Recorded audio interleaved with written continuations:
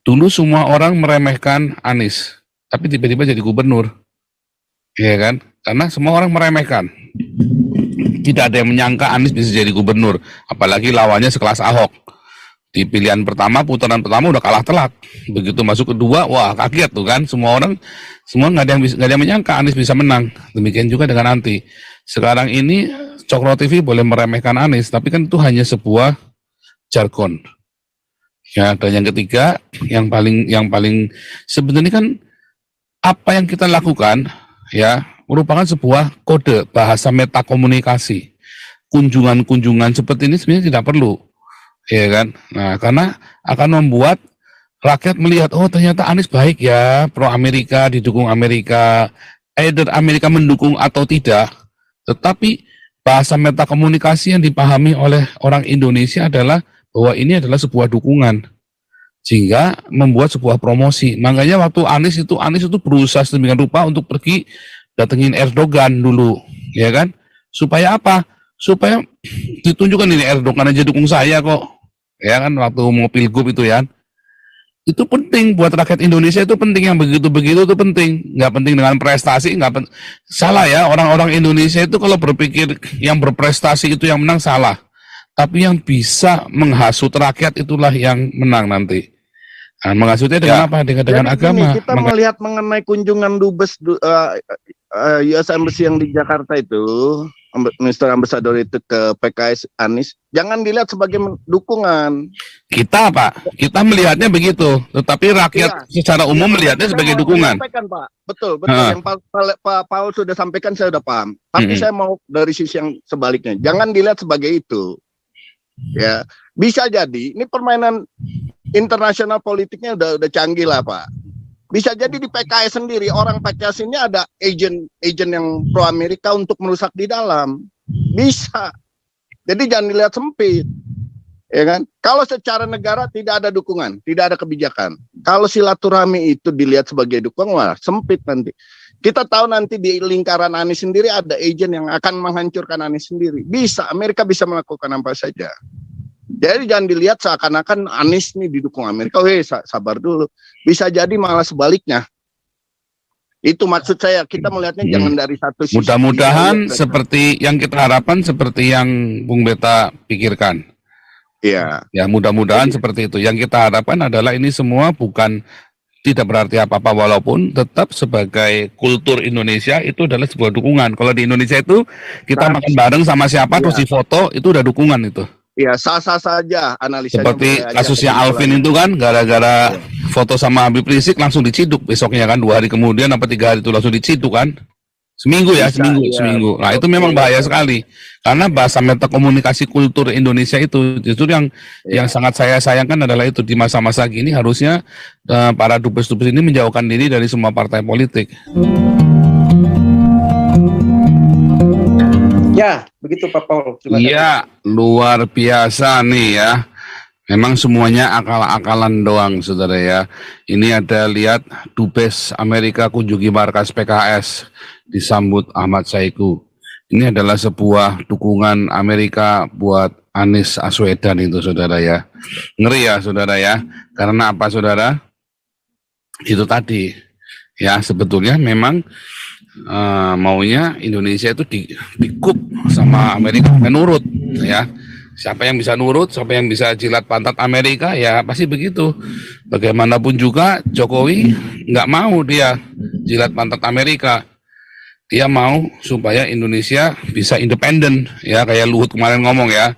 Kamu boleh tanya apa saja tentang Indonesia, tapi jangan dikte kami. Saya serem tuh ya dengar perkataannya Luhut itu ya. Wah, itu mantap itu saudara ya, Luhut bilang begitu ya. Nah, cuman gara-gara itu tadi ya, gara-gara itu tadi. Tapi memang seharusnya Indonesia harus berani ya untuk tidak di bawah dominasi negara manapun, karena Indonesia adalah negara yang berdaulat teorinya. Ini ada Gema Insani nyelonong satu nih ya, satu boleh deh ya, singkat pada jelas Gema Insani, singkat pada jelas. Shalom Pak Paul. Shalom. Ya, saya setuju Pak tadi bahasan Bapak yang dari awal Pak ya. Memang yang masalah utama di negara kita itu nomor 1 ulama-ulama kadrun Pak ya. Nomor 2 pejabat. ketiga aparat ya. Tapi yang paling parah ya Ulama. ulama jadi pejabat Pak. Seperti di gambar ini kan PKS ini kan. Iya. Nah, itu kan isinya Ulama semua. Tapi kenapa bisa dekat sama Amerika, itu yang jadi pertanyaan Pak ya.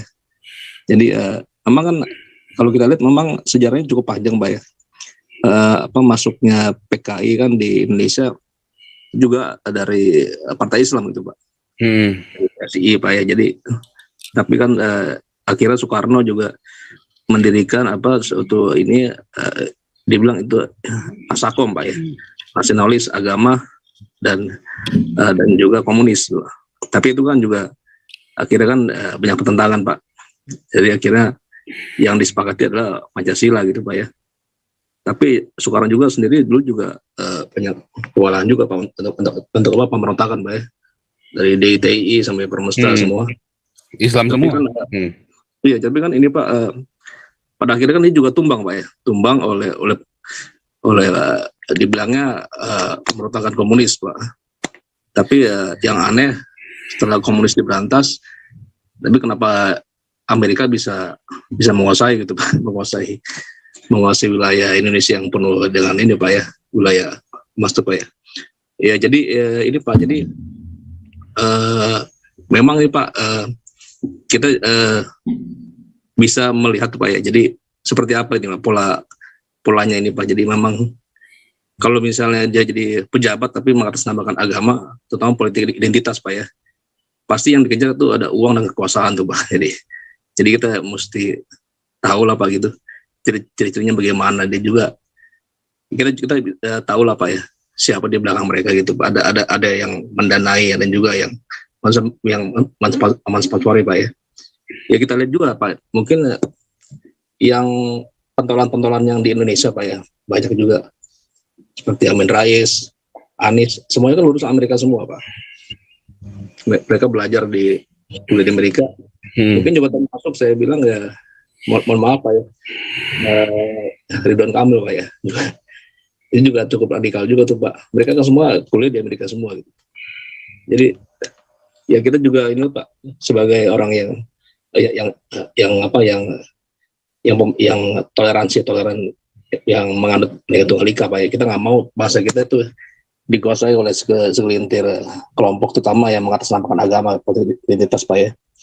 Jadi memang cukup kita harus sering menyuarakan kebangsaan nih Pak. Nega Tunggal itu nomor satu Pak. Jangan kita dibodohi oleh politik identitas yang dari pihak-pihak asing itu Pak. Ya makasih Pak. Ya benar ya, tadi bagus tadi ya. PKI itu adalah bentukan dari orang Islam yang pro Rusia ya, pro Rusia dan Cina, jadi blok timur. Sedangkan NU CS adalah pro Amerika ya. Dua-duanya sama saja mereka ya, baik Rusia maupun Amerika jualan senjata. Nah, dua-duanya akan mengambil kesempatan. Tetapi kalau kita lihat Soekarno itu, siapa yang melengsarkan Soekarno? Soeharto didukung oleh ulama-ulama Islam. Makanya Soekarno menggunakan NU dan Ansor untuk membunuh 3 juta musuhnya NU.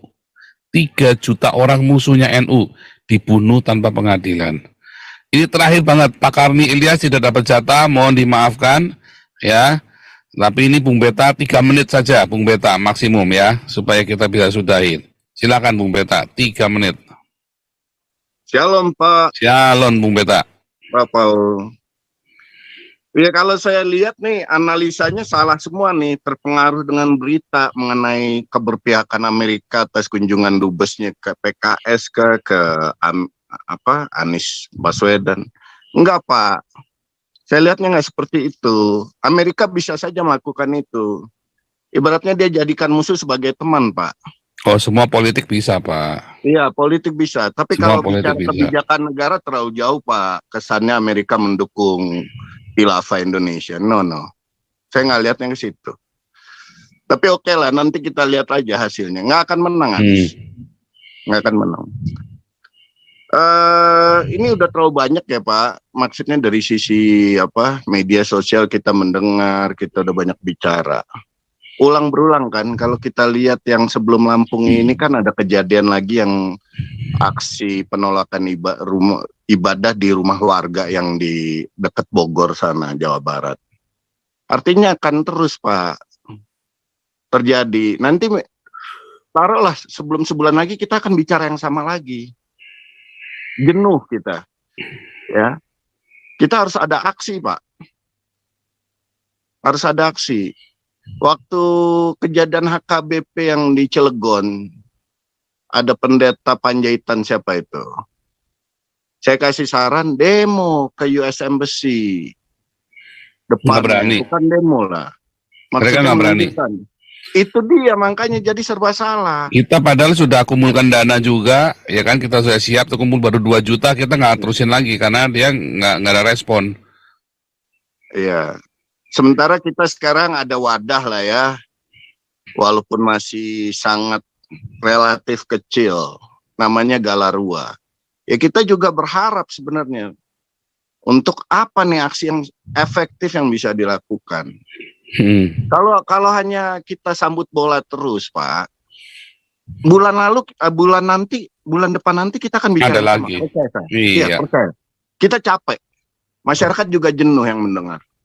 Om Dok nih ngomong tok, aksinya nggak ada. Betul. Pasti begitu. Iya. Padahal sudah setahun kan, kita ini kan sudah setahun untuk berbenah, salah-salah, oke. Tahun kedua kita harus sudah bikin agresif, udah harus. Ya. Sementara pasti kawan-kawan tanya, kalian yang di luar negeri enak, tinggal ngomong aja, kami yang di dalam sini yang akan kena imbasnya. Iya. Ya kan? Sementara kami sudah siapkan sesuatu, tapi harus selalu bagaimana di dalam negeri. Setelah dalam negeri melakukan, kita follow up di sini. Nggak bisa sebaliknya di sini yang lakukan baru follow up di dalam negeri. Nggak bisa orang kejadiannya dalam negeri. Yang terinjak-injak kan di dalam negeri haknya. Baru kita follow up di luar negeri. Gitu. Jadi ya kita berharaplah siapapun yang punya keberanian untuk beraksilah di dalam negeri. Tapi sudah di-meetingan kemarin ya, tenang saja. Ini kita mau bikin gebrakan, kemarin sudah ada meeting. Saya juga belum dapat update-nya, tapi nanti makanya mereka belum bisa masuk hari ini. Karena 2 hari ini mereka lagi meeting dan mereka cukup concern ya. Untuk bisa melakukan satu terobosan, saya bilang, tindakan kecil tapi harus nyata dan harus benar-benar gaungnya tuh kedengaran kemana-mana. Nggak usah yang muluk-muluk sehebat apa begitu. Tindakan kecil tapi kudu nyata dan gaungnya itu harus kedengaran. Asal tindakannya jangan kriminal, Pak, maksudnya. Oh ya dong, nggak boleh dong. Galarua itu tidak boleh kriminal dan juga tidak boleh dan juga tidak ada sangkut pautnya saya. Ya artinya kalian harus benar-benar independen, tetapi harus benar-benar meneriakan sekeras mungkin apa yang menjadi itulah sebabnya Galarua, Pak Toping, Pak Ponto ada di sini bukan untuk mendukung DPO, tetapi untuk mendapatkan opini karena di sini kan berani kebebasan bicara, ya kan? Itu yang paling penting itu yang paling penting. Kedua, dulu semua orang meremehkan Anies, tapi tiba-tiba jadi gubernur, ya kan? Karena semua orang meremehkan. Tidak ada yang menyangka Anies bisa jadi gubernur, apalagi lawannya sekelas Ahok. Di pilihan pertama, putaran pertama udah kalah telak. Begitu masuk kedua, wah kaget tuh kan. Semua nggak ada yang menyangka Anies bisa menang. Demikian juga dengan Anti.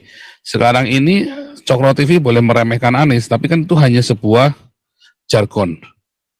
Ya, dan yang ketiga, yang paling sebenarnya kan apa yang kita lakukan, ya, merupakan sebuah kode bahasa metakomunikasi. Kunjungan-kunjungan seperti ini sebenarnya tidak perlu, ya kan? Nah, karena akan membuat rakyat melihat, oh ternyata Anies baik ya, pro Amerika, didukung Amerika, either Amerika mendukung atau tidak.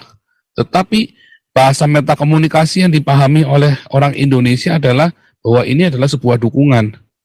Sehingga membuat sebuah promosi. Makanya waktu Anies itu berusaha sedemikian rupa untuk pergi datengin Erdogan dulu, ya kan?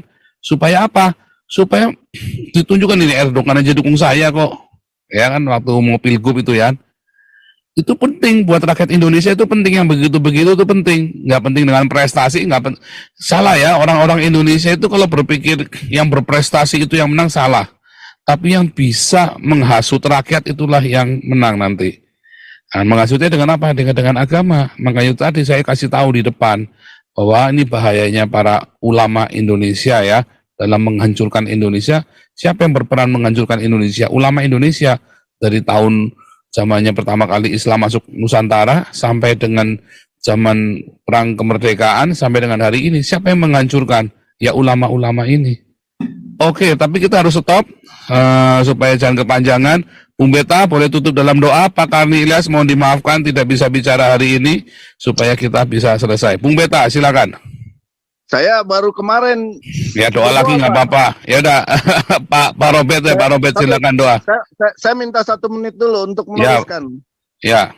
Jadi gini, kita melihat mengenai kunjungan dubes US Embassy yang di Jakarta itu, Mr. Ambassador itu ke PKS Anies, jangan dilihat sebagai dukungan. Kita Pak, kita melihatnya begitu, tetapi rakyat secara umum melihatnya sebagai dukungan. Pak. Betul. Yang Pak Paul sudah sampaikan saya udah paham. Tapi saya mau dari sisi yang sebaliknya, jangan dilihat sebagai itu. Ya, bisa jadi ini permainan internasional politiknya udah canggih lah Pak. Bisa jadi di PKS sendiri, orang PKS ini ada agent yang pro Amerika untuk merusak di dalam. Bisa. Jadi jangan dilihat sempit. Ya kan? Kalau secara negara tidak ada dukungan, tidak ada kebijakan. Kalau silaturahmi itu dilihat sebagai dukungan, wah sempit nanti.